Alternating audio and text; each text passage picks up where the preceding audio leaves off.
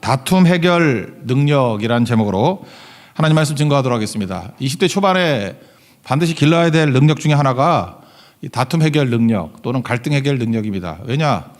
어디를 가든지 다툼과 갈등은 있기 때문에 그렇습니다. 이거는 뭐 나이에 관계없지만 특별히 20대 초반부터 이 능력은 강력하게 길러야 된다고 생각을 합니다. 이 다툼 해결 능력이 있어야 사회성이 생깁니다. 그러지 않으면은 혼자 살잖아요. 그죠? 그 히키꼬모리 같이 돼버리잖아요. 집에서 처박혀서 나오지도 않고. 왜냐? 갈등 해결이 안 되면 두렵잖아요. 그러니까 아무것도 안 된다라는 것입니다. 갈등 해결을 어떻게 하면 되죠? 제일 원시적인 게 일단 주먹으로. 그럼 해결돼요. 저도 어렸을 때 보니까 주먹으로 해결했더라고. 맞기도 하고 때리기도 하고. 근데 그게 진정한 해결이 아니라는 거 곧장 알게 되죠. 그래서 주먹으로 안 되는구나. 그래서 사회성을 가지고 이래저래 갈등을 해결하는 것들을 배웁니다. 옛날에 애들도 많고 그래가지고 이 갈등 해결이 안 되면은 살아남지 못했기 때문에. 근데 지금은 애들 하나 낳고 뭐 둘 낳고 그러잖아요. 둘도 아니죠. 그러니까 과보호 때문에 그런 건지 모르지만 사회에 내놓지 않아 가지고 갈등 해결 능력이 현저히 떨어지는 것이 일상적인 사회의 모습이라고 생각을 합니다. 그러니까 학교에서도 난 이거 참 문제가 있다고 생각하는데 학폭위원회 뭐 이런 거 있다면서요. 학교폭력위원회.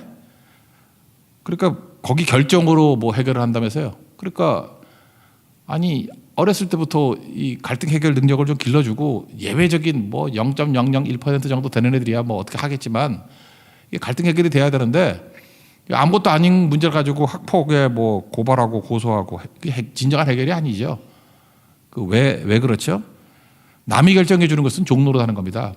하나님의 형상이잖아요. 우리가 다스림이 있어야 되거든요. 해결할 수 있습니다. 근데 그냥 고발해버리고 고소해버리고 그게 해결이 아니죠. 왜 그렇게 되죠? 누구한테 이렇게 고소하고 고발하면요. 남이 해결해 주면은 그거 결정하는 사람의 권력이 생깁니다. 저는 자세한 증거 잘 모르지만 뭐 이런 거 결정하는 사람 분명히 엄청난 권력이 생길걸? 그죠?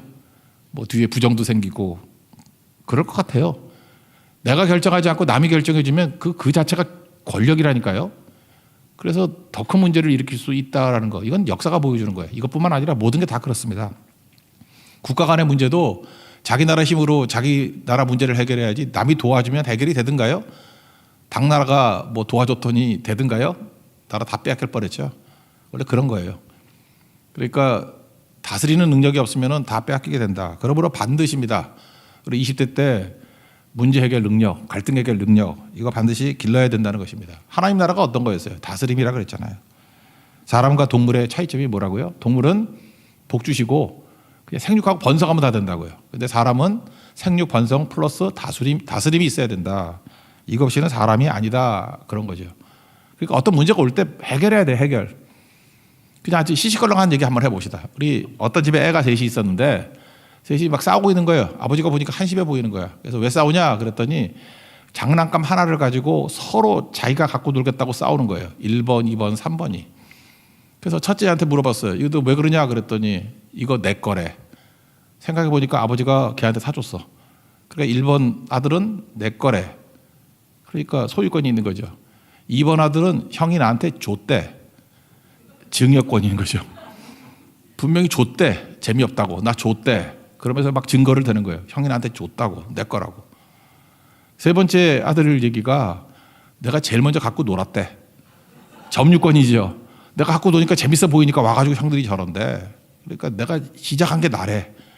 그러니까 각각 의미가 있죠. 소유, 그죠? 뭐 증여, 뭐 뭐라 그러죠? 또 점유, 뭐 이런 식으로. 이 갈등이 해결해야 되잖아요. 그래서 아버지가 제안을 했답니다. 이것도 해결책 방법 중 하나잖아요. 내가 질문에 대해서 제일 많이 손드는 애한테 놀 수 있는 권리를 주겠다. 합의할래? 오케이. 그랬더니 첫 번째 묻는 게 뭐였냐면 엄마 심부름 할 수 있는 사람. 아무도 안 들더래. 두 번째, 엄마가 무슨 얘기든 짜증 안 낼 사람. 아무도 손 안 들더래. 세 번째, 엄마가 훈계할 때 말 대답 안 할 사람.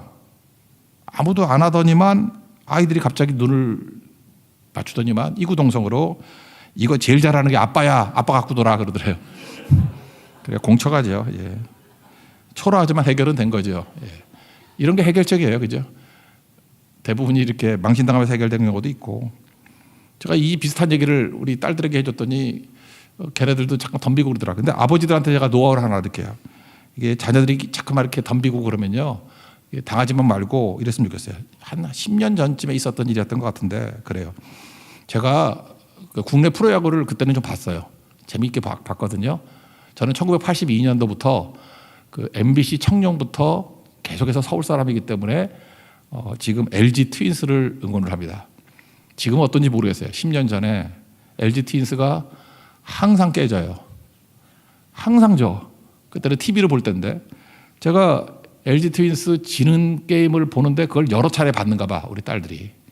그러면서 저한테 뭐라 그러냐. 아빠는 왜 맨날 지는 LG 트윈스만 응원해? 그러더라고요. 그러니까 나를 조롱하는 거죠. 조롱하는 거 아니에요? 내가 응원하는 팀을 갖다가 모욕을 주잖아. 그래서 제가 그렇게 얘기를 했어요. 나도 너 응원하잖아. 그 다음부터 까불지 않기로 다짐했습니다. 예, 이렇게 먹이는 거예요. 그죠? 중요한 거죠. 그러니까 지금 제가 무슨 얘기를 하느냐면 이렇게 웃어넘기면서 풀 수 있는 문제도 있지만 우리 삶 속에 많은 갈등이 있는 문제들을 거기서 하나님의 지혜를 구해야 된다고. 어떻게 하면 풀 수 있겠습니까? 이런 거를 꼭 붙들 줄 알아야 된다는 것입니다. 오늘 본문 내용은 교회 안에서의 갈등 문제를 좀 요약해서 얘기하는 것 같아요. 교회 안에 상처가 더 크다 그랬죠. 갈등이 더 크다고. 이유가 뭐라 해서 이렇게 두 가지 얘기를 했잖아요. 그 상처의 마지막 장소가 교회라고. 상처 있고 그러니까 상처의 대법원이야. 가다 안 되면 교회 온다고.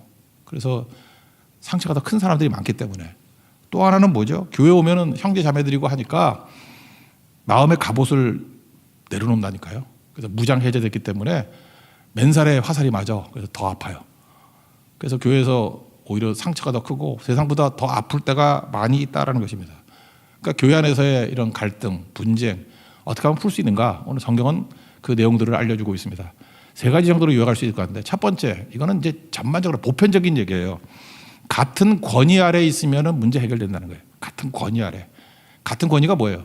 말씀이라는 권위 앞에 너도 말씀 아멘, 너도 말씀 아멘. 그럼 말씀에 따라서 다 순종할 수 있으면 해결되겠죠. 사실 이게 제일 좋은 방법이죠. 그래서 교회 안에서는 은혜가 충만하고 말씀이 충만하고 순종하는 자세들이 충만하면 교회에서는 갈등이 거의 사라집니다. 왜 그러냐? 강력한 말씀 앞에 순종하기 때문에 그래요. 그래서 말씀이 지배하는 장소, 그게 교회거든요. 이게 제일 좋은 거겠죠. 그러니까 세상의 법보다 더 우월한 하나님 말씀의 법이 있다. 그리고 그 권위를 인정해 주면 해결 안 될 게 없겠죠. 그래서 성경이 이렇게 얘기를 해요. 네가 말씀이라는 탁월한 그런 법이 있는데 왜 세상 법정에 호소하냐? 너희들 다 하나님 말씀 앞에 순종하는 크리스찬 아니냐? 그런데 말씀을 거부하니까 니네들이 세상 법정에 가서 판단을 내리는 거지. 그래서 2절에 보니까 니네들이 세상을 판단할 거 아니냐. 3절에는 심지어 마지막 때가 되면은 천사들도 판단할 자라는 거예요. 우리가 천국 가면 천사들이 뭐 잘못하는 거 있으면 우리가 판단한대요. 천사도 판단할 자들이 어떻게 세상 법정에 가지고 판단을 요구하냐. 학교 선생님이 있는데 선생님끼리 싸웠어. 그때 갑자기 초등학교 1학년 애를 불러다가 누가 잘했는지 판단해줘. 말이 안 되는 거죠. 그렇잖아요. 어떻게 니네 선생님들이 됐는데 초등학교 1학년한테 판단해달라 그러느냐. 니네들이 판단해야 되는 건데. 그런 투예요. 그러므로 말씀의 권위 앞에 있는 사람들은 사실 원초적으로 문제가 해결될 수 있죠. 왜? 말씀 앞에 다 아멘 아멘 하니까. 개혁주의가 뭔지 아십니까? 목사로부터 시작해서 유치원 아이라 할지라도 하나님 말씀이다 그러면은 아멘 할 수 있는 것. 그걸 개혁주의라고 해요. 리포먼드 처치. 그래서 이걸 과거 영어로 하기가 좀 이상한 것 같아서 계속해서 개혁한다 해서 리포밍 처치라고 부르는 사람도 있어요. 언제든지 말씀 앞에 최고의 권위가 말씀이기 때문에 그럼 갈등이 해결이 된다. 그런 조건입니다. 2, 3절만 읽어봅시다. 2절, 3절입니다. 시작. 성도가 세상을 판단할 것을 너희가 알지 못하느냐. 세상도 너희에게 판단을 받겠거든 지극히 작은 일 판단하기를 감당하지 못하겠느냐. 우리가 천사를 판단할 것을 너희가 알지 못하느냐. 그러하거든 하물며 세상 일이랴. 이 얘기는 오해 말았으면 좋겠습니다. 크리스찬들은 뭐 절대로 세상에 호소하면 안 된다. 그런 건 아니죠. 국민으로서 법의 보호를 받는 거 그거는 가능한 일입니다. 사도 바울도 그 로마법에 호소했잖아요. 가이사에게 호소하더라 그랬잖아요. 그러니까 아무것도 쓰지 말라 그 얘기가 아니라 교회 안에서의 문제를 가지고 우리가 충분히 스스로 해결할 수 있는 문제를 가지고 세상 법정에 무조건 들고 나가는 것은 말도 안 된다. 그런 얘기를 하고 있다는 것입니다. 말씀의 권위를 인정하라. 말씀의 권위를 인정하려고 그러면 일단 목사나 우리 성도나 다 하나님 말씀의 최고의 권위를 인정해야 되겠죠. 그럼 그렇게 안 하려고 그러면 어떻게 하면 되죠? 하나님 말씀을 제한해 버린 거야. 이거 좀 제가 좀 심하게 밝혀. 하나님 말씀을 박제해 버리는 거야. 죽여놓고 박제해 놓는 거예요. 그리고 해석을 누가 다 해요? 사람이 다 하게 돼. 사람이. 그게 뭐 목사일 수도 있고 뭐 교황일 수도 있고 하나님 말씀을 박제해 놓고 해석권을 줘. 그래서 멋대로 해석을 해. 그러면 그거 억울하지 않겠어요? 그거 믿을 수 있겠어요? 저게 무슨 하나님 말씀이야. 저렇게 해석하면 안 되는데. 그럼 해결이 안 되겠죠. 그 누구나요. 다 똑같은 죄인인데 은혜 받은 죄인들이거든요. 누구나 다 교인들은 다 틀릴 수 있고 그래서 하나님 말씀 앞에 순수하게 엎드릴 줄 알아야지 이게 가능해지겠죠. 그래서 교회가 모든 성도들이 말씀 앞에 순종하면서 이런 오해 없이 나간다 그러면 이거보다 좋은 건 없겠다. 그러니까 이런 아름다운 교회를 만들어야 된다. 뭐 그런 거겠죠. 그죠? 그런 접근이 꼭 있어야 된다라는 것입니다. 그러면은 최고가 된다. 우리 바리새인들 보면은 하나님 말씀을 박제해 놓는 방법이 뭐였어요? 성전으로 묶어버렸죠. 성전이라는 개념으로. 그거보다 훨씬 큰 건데. 또 한때는 율법이라는 개념으로 묶어버렸죠. 그거 아닌데. 하나님 말씀은 사도 바울, 베드로도 그랬잖아요. 뭐 이거 더러운 음식 먹으라 그랬더니 먹지 않겠다. 하나님께서 깨끗하다 그러는데 왜 네가 더럽다 그러냐. 그 태도. 그게 율법주의예요. 그러니까 자기가 만드는 하나님의 테두리를 만들어 놓고 이게 하나님이야. 그리고 하나님은 그거 넘어가지 마라. 그런 태도면은 해결 안 된다는 것입니다. 하나님께서 우리 삶의 전 영역에 다 들어오셔서 권위를 가지신다. 그러니까 하나님의 다스림의 영역을 인정해 주는 거예요. 교회뿐만 아니라 우리 가정에서도 또 내가 경영하는 직장에서도 또 내가 밑에 사람들을 다스릴 때 원리로 그런 것 중에 하나가 뭐겠어요? 이게 확장이 된다 그러면은 다스림인데 갈등 문제가 있습니다. 일단 교회에서는 이렇게 해야 돼요. 그렇지만 여러분들이 주도권을 잡고 있는 곳에 이런 풍토를 만들어 놓는 거 이게 하나님이 만드시는 원리겠죠. 마태복음 18장 15절부터 17절까지 보면은 교회 안에서 어떤 문제가 생겼어요. 그럼 어떻게 하라 그래요? 18장 15절 보니까 너와 그 사람과만 상대하여 권고하라. 그러니까 문제 생기면 어떻게 돼요? 1대1 원리예요. 떠들지 말고 문제가 생긴 갈등과 다툼이 있는 사람 1대1이 만나라는 거예요. 들으면 내가 내 형제를 얻을 것이요. 이게 잘 안 돼. 그러면은 신실한 사람 몇 사람을 데려가라 그러죠. 16절. 한두 사람을 데리고 가서 두세 증인의 입으로 말마다 확증하게 하라. 같이 얘기해 주죠. 그러면 이 권위가 있는 사람들 몇 사람 얘기하면 이쯤에서는 해결되겠죠. 그런데 한쪽에서 강팍해. 안 풀려. 그 세 번째. 18장 17절. 그래도 듣지 않으면 교회의 말하고 교회의 말도 듣지 아니하면 이방인 같이 하게라. 이게 원리예요, 원리. 대부분 이 원리대로 해가지고 풀리지 않는 경우는 거의 없다라는 거죠. 왜? 지금 전제가 있잖아요. 하나님 말씀이라는 최고의 권위 아래에 놓여 있으면 이 방식, 마태복음 18장 15절부터 17절까지의 말씀, 이 원리를 통하면 거의 해결이 된다. 근데 마귀가 악한 마음을 가지면 어떻게 하죠? 뒤통수 치는 거죠. 절대로 이렇게 안 하고 갑자기 생각도 안 했는데 폭로해버리고 생각도 안 했는데 누구한테 수군수군 해버리고 그게 뭐예요? 그 사람이 사실은 더 큰 악일 수도 있는 거죠. 잘못했다고 수군수군 하는 것이 더 큰 악일 수도 있죠. 하나님 보실 때 그게 훨씬 더 악일 수 있다고. 그러니까 작은 악을 가지고 큰 악이 덮어 씌우려고 하는 그게 마귀 장난이라는 것입니다. 여러분들 항상 영적인 보자기 같이 되어서 문제를 덮어주고 풀어주고 해결해 줄 수 있는 하나님의 거룩한 종 되기를 바랍니다. 두 번째 원리는 뭐겠어요? 이런 권위 아래 놓여 있다. 그리고 이걸 누군가는 또 해결해 줘야 될 거 아니에요. 그래서 신뢰가 쌓여 있는 공정한 사람이 돼야 된다는 거예요. 한 사람 한 사람이. 그런 공정한 미스터 공정이라는 지혜자가 교회에 있어야 된다. 그러니까 교회 어른이 있어야 된다는 거예요. 최종 판단해 주는. 근데 그게 신뢰할 만해요. 공정하게 신뢰할 만한 사람. 그걸 가지고 있는 교회는 재산이죠. 정말 좋은 교회라는 거예요. 공정한 어른이, 신뢰받는 어른이 있는 교회. 그래야죠. 그래서 여러분 나이는 그냥 먹는 거 아닙니다. 나이 먹으면서 잠깐만 신뢰를 쌓으십시오. 신뢰를 쌓고 공정을 쌓고 그러다 보면 마지막에 교회에 문제가 있을 때 그 어른을 찾아가면은 해결이 된다. 나는 교회도 그런 것 같아요. 제가 첫 번째 사역했을 때 교회가 있었는데 그 교회는 여자분들 사이에 뭐 문제만 일어나면 어떤 언니가 있어. 큰 언니가. 지금 생각하니까 그 큰 언니가 한 30대 후반쯤 된 것 같은데 하여튼 20대에서 뭐 벌어지는 일들 많잖아요. 그러면 그 언니한테 가면 다 해결이 돼. 근데 그 언니가 무슨 왈패가 아니고요. 너무 신앙적이야. 너무 신앙적이고 너무 말씀 중심적인 해결책을 줘요. 그래서 참 지혜롭다. 그죠? 그런 생각을 가졌어요. 그게 어른이에요, 어른. 30대 후반이 돼도 어른이 있더라고. 그래서 교회 대부분의 문제가 풀리고 그러더라고요. 이게 바로 뭐예요? 이거는 미스 공정이죠. 미스 공정. 미스터 공정, 미스터 지혜자. 이런 사람들이 꼭 나오는 은혜가 역사가 있기를 바랍니다. 그래서 심지어 공정하게 하기 위해서 신명기 19장 15절 같은 데 보면은 재판할 때 불의를 행하지 말고, 이건 뭐 당연한 거죠. 거기다가 뭐라고 얘기하느냐? 가난한 자의 편을 들지 말며. 가난한 자 그렇다고 편들고, 그게 무슨 공정 깨지는 거죠. 근데 우리는 이상한 잣대를 갖고 있어. 가난한 자라 그러면 편들어줘도 되는 것 같이. 그게 무슨 공정이야? 가난한 자도 편들지 말래요. 재판할 때는 공정한 잣대를 갖고 해야죠. 그러니까 뭐예요? 떼거리를 몰려가가지고 뭐 으쌰으쌰 하면은 뭐 그게 먹히고, 그런 사회 만들면 안 된다는 거죠. 항상 법의 잣대는 공정해야 된다는 거예요. 공정. 그것이 하루아침에 되는 거 아니죠. 신뢰가 쌓여가야 된다는 거예요. 신뢰가 쌓여가면 누가 그거를 안 믿겠어요. 그러니까 뭐예요? 이런 법 체계를 무너뜨리는 자들이 나쁜 자들이죠. 그런 것들을 물러서게 하라. 그게 성경의 말씀이라는 것입니다. 이 말씀 붙들고 나가는 정도 되길 바랍니다. 우리 젊은이들 이 땅을 살다 보면요, 이렇게 미스터 공정이 되기보다는 세상에 엄청나게 많은 그 물결들이 와요. 물결들이 와서 우리를 넘어뜨리고 그런다고. 그때 사실 이렇게 정답같이 보이는 것을 딱딱 잡기가 쉽지가 않아요. 저는 옛날에 다니엘서 읽으면서 6장 10절에 그런 얘기 나오죠.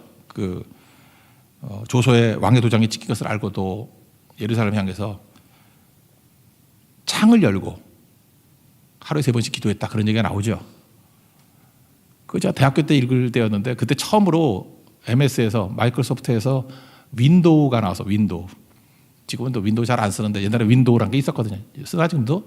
예, 윈도우. 그러고 보니까 나도 쓰고 있네. 예, 윈도우. 그 창 아니에요, 창. 그때 저는 되게 영적으로 받아들였어요. 우리 다니엘은 하늘을 향한 창을 갖고 있었다고. 우리 크리스찬 젊은이들이 꼭 잊지 말아요. 하늘을 향한 창을 갖고 있어야 돼. 하늘의 지혜와 능력이 임해야 돼. 근데 마귀는 항상 유사 기독교잖아요.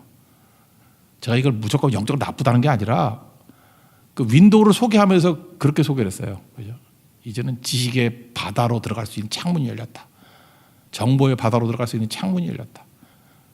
거기 좋은 것도 있지만 사실은 여러분 다 아다시피 컴퓨터를 통해서 맨날 쓰레기들도 많이 들어왔거든.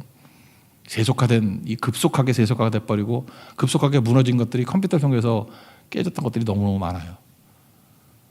우리 20대 때 잊지 말아야 될 게 뭐냐면은, 우리에게는 윈도우 시대보다도 훨씬 더 강력하잖아요. 지금 여러 가지 세상에 창이 있다고. 그 창으로 들어오는 것만 절제 없이 받아들이면 무너집니다. 침몰해요. 반드시 크리스찬 젊은이들이 가져야 될 게 뭐냐면 하늘의 창이 열려야 돼요. 하늘의 창. 그래서 그때마다 하나님 이 문제를 어떻게 풀어가야 됩니까? 하늘의 창이 열린 사람을 뭐라 그래요? 미스터 지혜자 그런다고.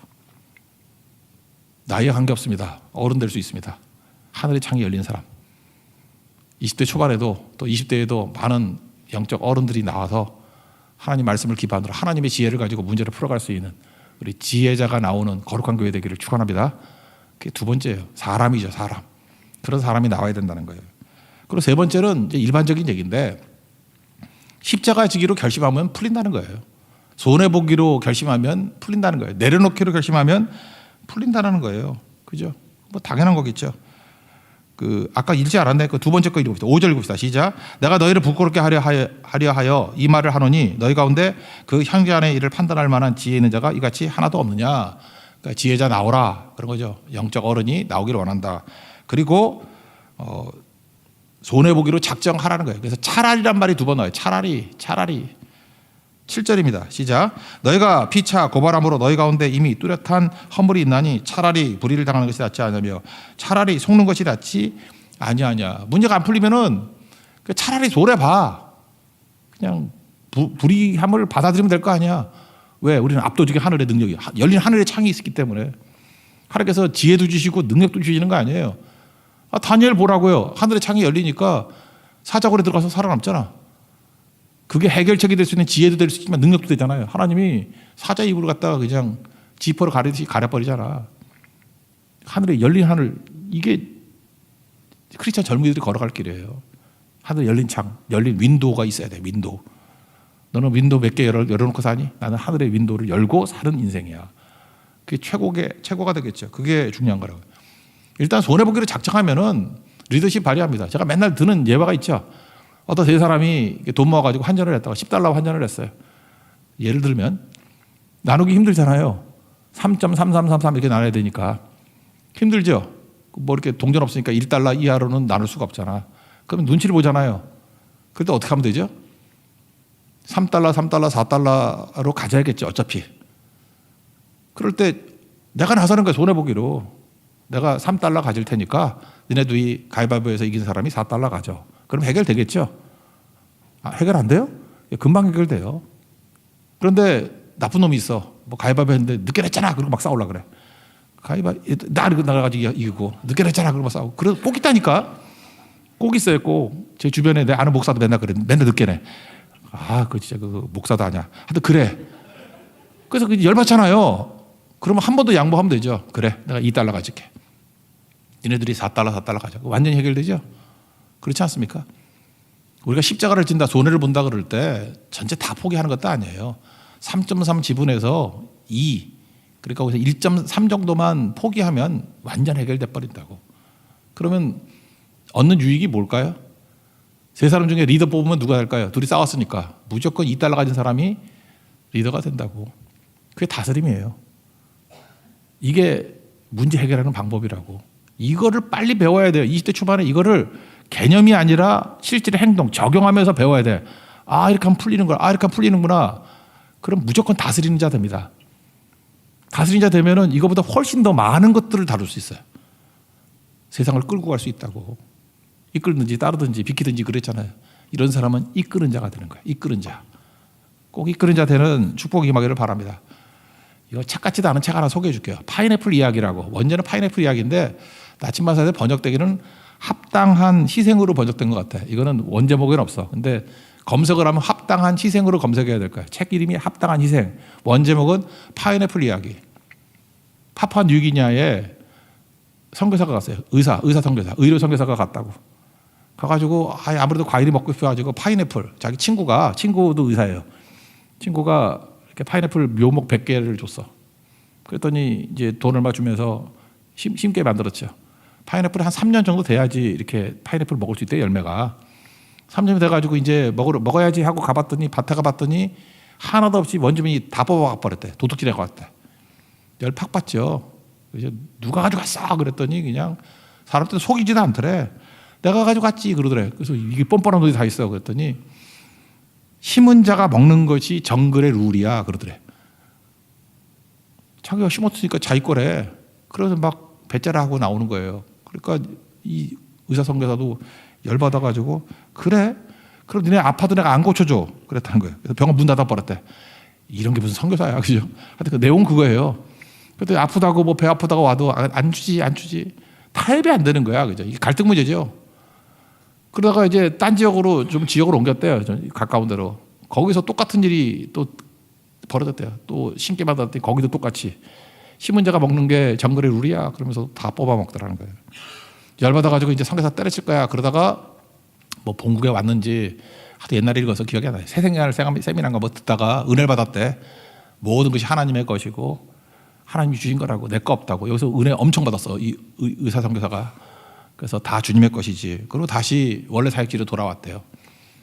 그 다음에 똑같이 한 번 했더니 원주민들이 다 3년 만에 다 뽑아 먹었대. 그랬더니 화를 안 내더래. 그랬더니 원주민들이 와가지고 궁금하다. 그러면서 그러더래. 왜 화를 안 내세요? 이제 예수 믿는가 보죠. 그러더래. 예수 믿는가 보죠. 전도한다고 되는 게 아니고 그냥 화만 안 내도 예수 믿는다고 확신한 거예요. 예수 믿는가 보죠. 그랬더니 그때 간증을 했대요. 그게 십자가를 통과한 이야기 아니에요. 간증이. 내가 문제였던 거 알았다고. 내가 세미나 가가지고 그러니까 부흥회겠지. 새생활 부흥회 가가지고 말씀을 들었는데 다 하나님의 것이고 내 걸 주장하면 안 된다는 걸 깨달았다고. 그랬더니 원주민들이 되게 순진하잖아요. 순수한 믿음 갖고 있잖아요. 이 모든 게 하나님의 것이라고? 그럼 내가 하나님의 것을 훔친 거네? 벌 받겠네? 뭐 이렇게 나오는 거예요. 그죠? 그래서 그다음부터 안 훔쳐가더래요. 다 놔두래요. 그러니까 이 선교사도 은혜를 받아가지고 아니라고. 그죠? 이거는 다 하나님 거지. 우리 같이 나눠 먹자고. 그래서 그 마을에서 파인애플 다 나눠 먹었대.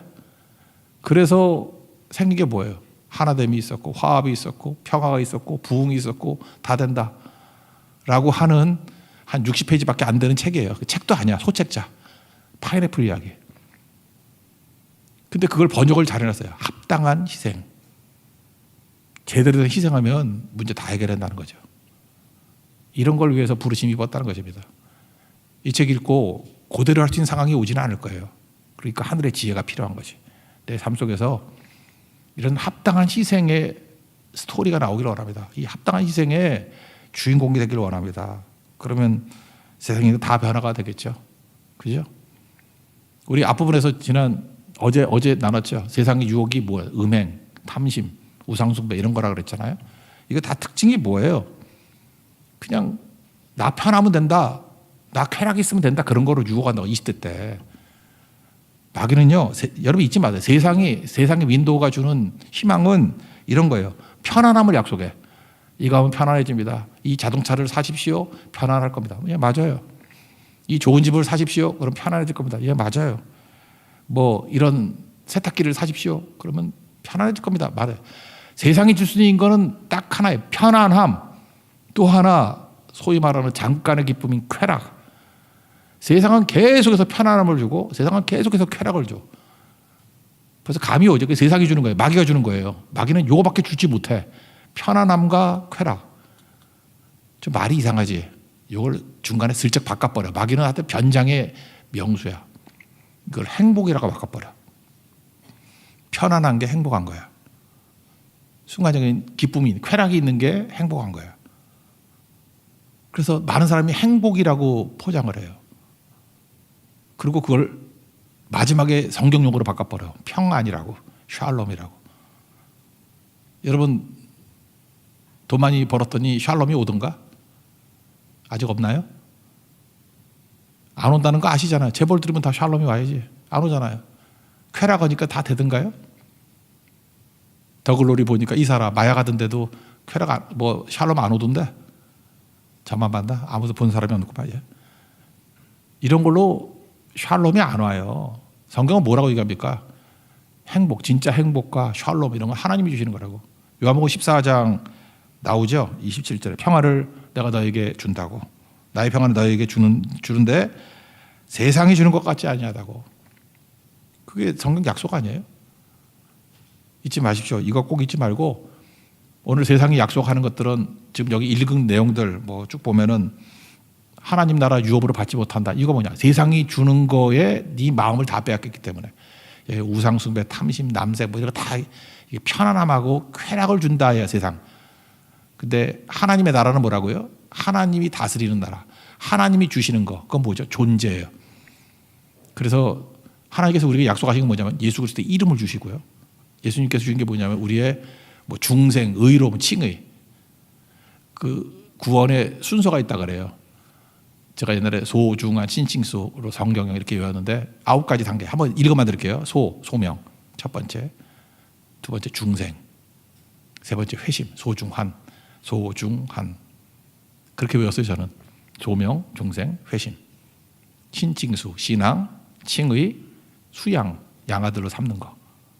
성경형, 성화, 그 다음에 견인, 영화. 이렇게 9가지 단계. 이걸 우리에게 존재로서 은혜를 주신다는 거예요. 오늘 똑같은 얘기를 하고 있어요. 뒤에 있는 것 중에 3개 정도를 뽑았어요.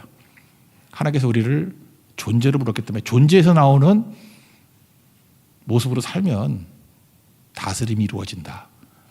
세상은 존재가 아니라 두잉에 초점을 둬가지고 맨날 편안함, 또 맨날 쾌락, 이걸 싹 바꿔가지고 이게 행복이다, 이게 평안이다, 사기치고 있다라는 거예요. 존재되십시오. 존재되면 나머지는 저절로입니다.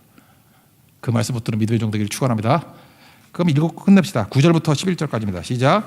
불의한 자가 하나님의 나라를 유업으로 받지 못할 줄 알지 못하느냐. 미혹을 받지 말라. 음행하는 자나 우상 숭배하는 자나 간음하는 자나 탐색하는 자나 남색하는 자나 도적이나 탐욕을 부리는 자나 술 취하는 자나 모욕하는 자나 속여 빼앗는 자들은 하나님의 나라를 유업으로 받지 못하리라.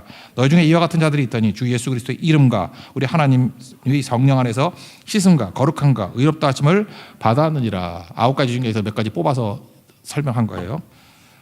20대 하늘의 창이 열려서 갈등 해결하고 또 다툼을 해결할 수 있는 권능이 임하길 바랍니다. 말씀의 권위 앞에 복종하십시오. 그리고 전반적으로 해결이 되고 마지막 나이에 관계없이 지혜를 갖고 문제를 해결해 주는 큰 어른 되십시오. 영적 어른. 그런 사람이 나오면은 주변이 다 평화롭습니다. 그리고 모든 성도에게 적용할 수 있는 것. 교회 안이나 밖이나 우리는 합당한 희생이 필요합니다. 왜? 압도적인 은혜가 있기 때문에. 파인애플 이야기 잊지 마시고 섬김을 통해서 희생을 통해서 문제를 해결할 수 있는 탁월한 예수 그리스도의 제자가 되는 축복이 임하기를 기원합니다. 예, 자리에서 일어나겠습니다. 생명수가 흘러나오면서 자리하겠습니다.